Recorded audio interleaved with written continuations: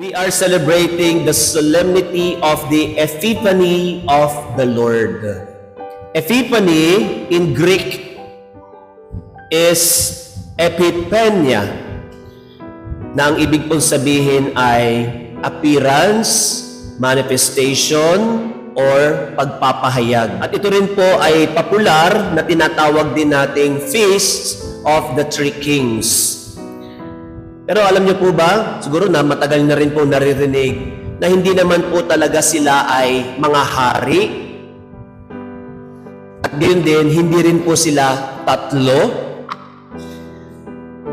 As we heard in our gospel, they are magi, pantas.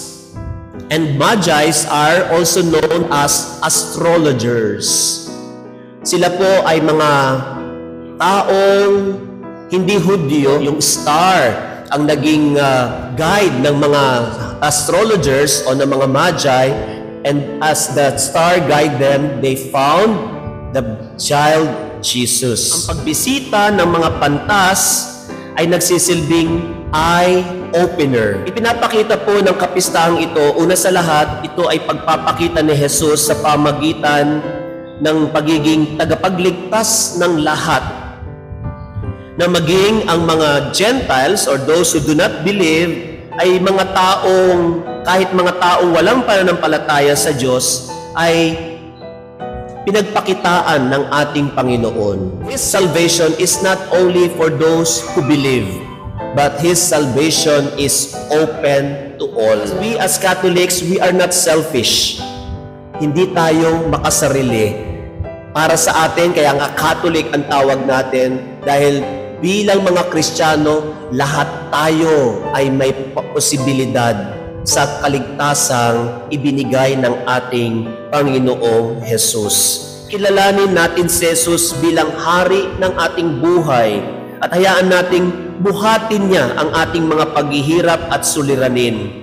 Subukan nating hanapin siya, lalo na sa mga hindi magagandang pangyayari ng ating buhay. Ang tunay na mga taong pantas ay handang maghanap at kumilala sa Kanya bilang Kanyang hari.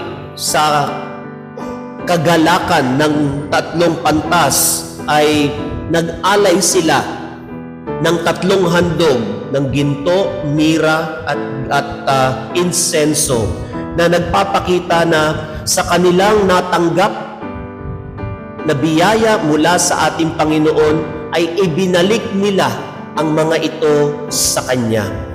The same also with us.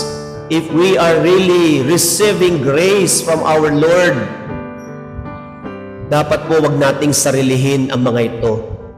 Dapat ibahagi din natin ito sa iba. Handa rin natin dapat ibigay sa Kanya, dahil ito rin ang magbibigay sa atin ng tunay na kagalakan, na handa nating isakripisyo ang lahat alang-alang sa mga natanggap nating kaloob na biyaya sa Kanya. Kaya nga, sana handa rin tayong magkaloob ng mga biyayang natanggap natin sa Kanya at ialay natin sa Kanya at sa Kanyang simbahan.